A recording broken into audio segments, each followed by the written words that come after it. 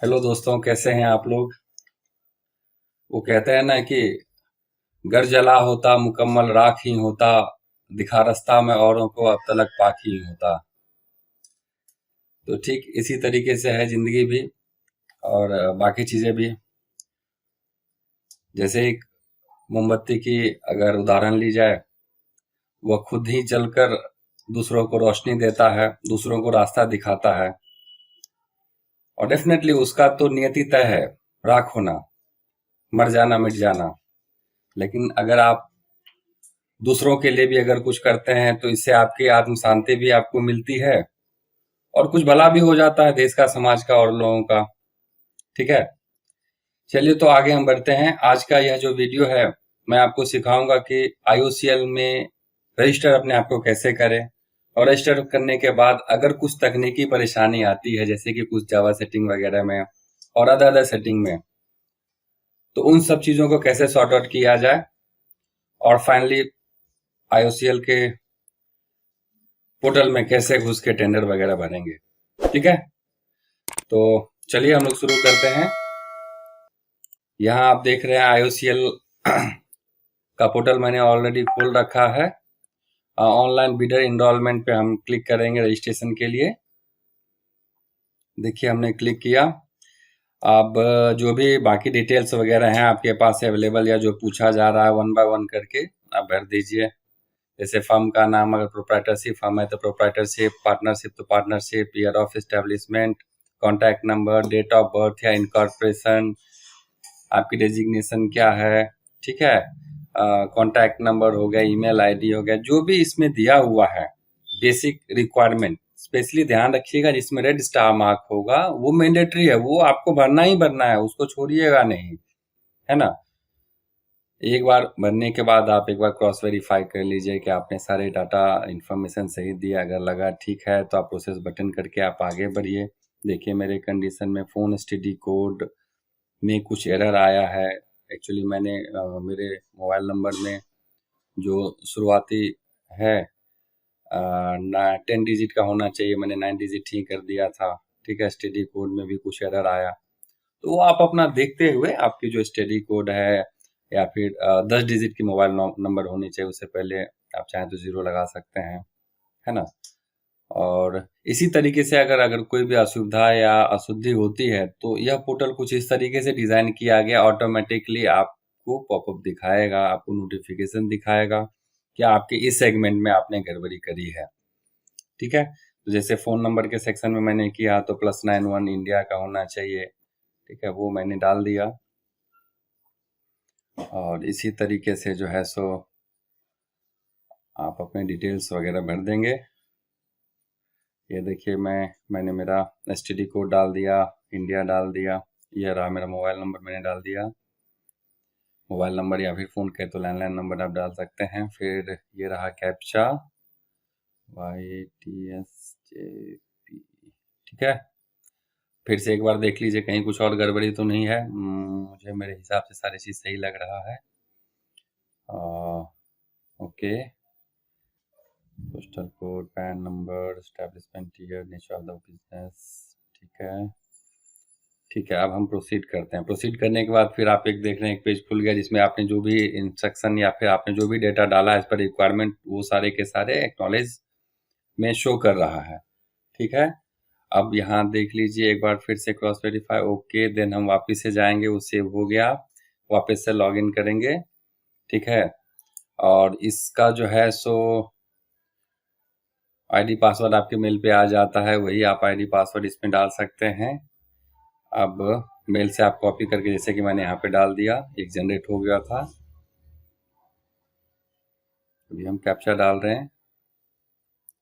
ठीक है, तो ये देखिए एक और वीडियो में मैंने आपको बताया था इसके जावा लॉगिन सेटिंग को कैसे चेंज करें, इसमें भी मैं वही चीज़ करने जा रहा हूँ। अब इस पूरे प्रोसेस को आप गौर से देखिए कि कैसे कैसे मैं सेटिंग को चेंज कर रहा हूँ। एक्चुअली यहाँ भी आपने देखा कि लॉगिन करने के बाद जो है सो एसएस नहीं ले रहा था, जावा का लॉगिन खुल नहीं रहा था। तो ये कुछ सेटिंग है जो कि आप देख सकते हैं। कंट्रोल पैनल में जाके प्रोग्राम्स में मैं गया, जावा को देख लेते हैं कि जावा में क्या है।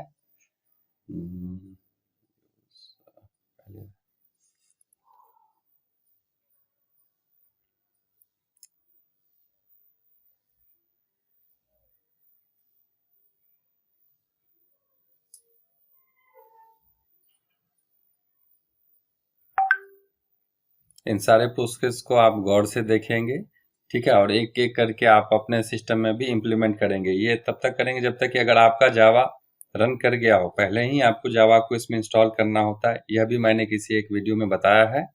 हो सकता है तो संभवतः मैं आपको लिंक भी शेयर कर देता हूँ, ठीक है। अदरवाइज इस वीडियो में जैसे जैसे प्रोसेस हैं, अगर आपका जावा लॉगिन नहीं हो पा रहा है तो उस प्रोसेस को फॉलो करें। और इस पॉपअप में कंट्रोल पैनल में हमने जावा का IOCL का टेंडर का जो एड्रेस है वो मैंने पेस्ट कर दिया। पेस्ट करने के बाद www.java IOCL का भी कर दिया और जावा का भी मैंने एड्रेस इसमें इंसर्ट कर दिया, ठीक है। अब ओके सेव एडवांस। अब बाकी इन सारे सेटिंग्स को एक बार हम चेक कर लेते हैं कि कोई इनेबल है या नहीं है, जो हमारे रिक्वायरमेंट के अकॉर्डिंग। इन सारे सेक्शन को आप इनेबल कर लेंगे। अप्लाई एंड ओके, और भी चेक कर लेते हैं, ठीक है। Apply then okay,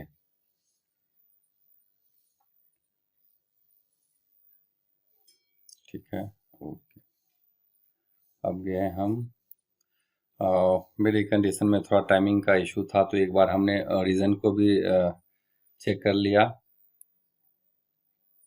English United state, okay. कभी कभी टाइम सिलेक्शन के वजह से भी जो है लॉगिन नहीं होता है आपके सिस्टम में, या आपके रीजन में कोई और टाइमिंग होता है और आपके कंप्यूटर में कोई और टाइमिंग सेट रहता है, जिस वजह से जो है लॉगिन करने में दिक्कतें आती हैं। तो ये सारे सेटिंग को पहले हम देख लेते हैं। हमने सारे सेटिंग को कर लिया। अब एक बार और, चूंकि ये मैं माइक्रोसॉफ्ट एज में विंडो 11 में खोल रहा हूँ, तो इस कंडीशन में भी एक सेटिंग करना होगा, और वो हम देखते हैं। हम गए सेटिंग्स में, कर लेते हैं, ओके। ऐड किया हमने IOCL का एड्रेस, इस सेक्शन में IOCL का हमने एड्रेस डाला, ऐड किया, ओके, ऑल डन, ठीक है।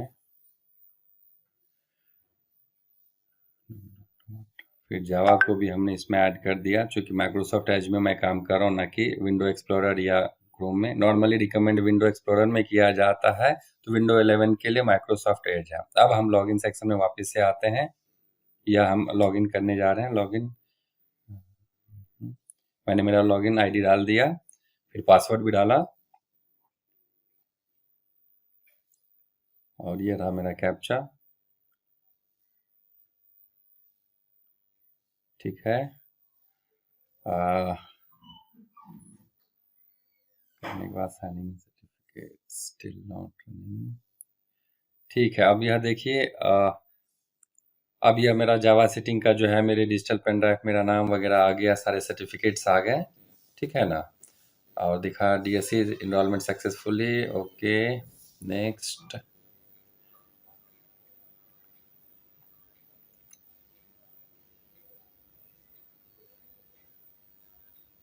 यहाँ बाकी के जो है डिटेल, चूँकि पहली बार हमने रजिस्टर किया है, सारा डिटेल एक बार वेरीफाई हो रहा है, ओके।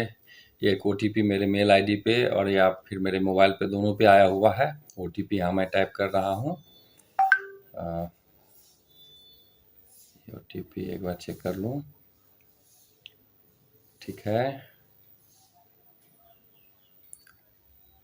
जो भी पासवर्ड या OTP होंगे, या तो डॉटेड फॉर्म में रहते हैं या फिर स्टार में, आपने देखा होगा। और इसी के साथ यह देख रहे हैं मेरा IOCL का जो है साइट खुल गया। अब पैरेलली आप सर्च एक्टिव टेंडर में जाके, अगर आपको टेंडर आईडी पता है तो सर्च कर सकते हैं, या फिर जो माई टेंडर्स में मैंने ऑलरेडी सर्च करके रखा हुआ था फेवरेट्स, उसको हम सेलेक्ट करके देख सकते हैं। तो ये पूरी तरह से मेरा जो है पोर्टल ओपन हो गया। और यहाँ देखिए, हमने एक टेंडर चूँकि सेलेक्ट करके रखा था एज फॉर एग्जांपल, तो आपको उसके सारे इंस्ट्रक्शन डिटेल्स वगैरह यहाँ शो कर रहे हैं, है ना। यह देखिए, उस टेंडर से संबंधित जो भी डिटेल्स वगैरह है, जो कि मैंने ऑलरेडी खोल रखा था, यहाँ सारी चीज़ है शो किए हुए।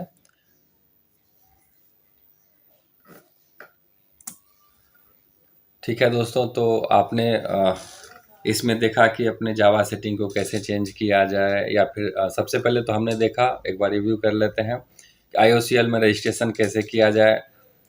रजिस्ट्रेशन करने के बाद कुछ टेक्निकल, कुछ जावा सेटिंग वगैरह हैं या फिर कुछ अदर सेटिंग्स हैं जिसको ना करने की वजह से आपका जो पोर्टल है वो आगे प्रोसेस नहीं हो पा रहा है।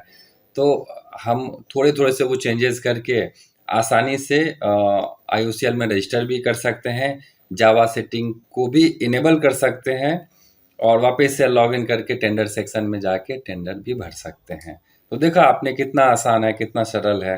ये बहुत बड़ी चीज़ नहीं है, अगर थोड़ी से भी आप टेक्निकल हैं या फिर आपको कोई भी थोड़ा-सा मदद कर देता है तो डेफ़िनेटली यह सारी चीज़ें जो है आप खुद से भी कर सकते हैं, है ना? और फिर से वही कहूँगा, अच्छा लगा हो तो शेयर करें। ज्ञान है कि बाँटने से बढ़ता है, ना कि अपने पास रखने से। धन्यवाद। आपको इसी तरीके से फिर और अधिक भी जानकारी के लिए मैं आपके लिए नए-नए वीडियो बनाता रहूँगा और आपके संपर्क में रहूँगा। बाकी मेरा नंबर है दिया हुआ और आप मुझे इनबॉक्स भी कर सकते हैं, ठीक है? उम्मीद करता हूँ यह वीडियो आपके लिए अच्छी होगी और आपको काफ़ी कुछ सिखा गई होगी, ठीक है? इसी तरह फिर से बने रहने के लिए चैनल को सब्सक्राइब करें, लाइक करें और शेयर करें। आपका मनोहर कुमार झा, धन्यवाद।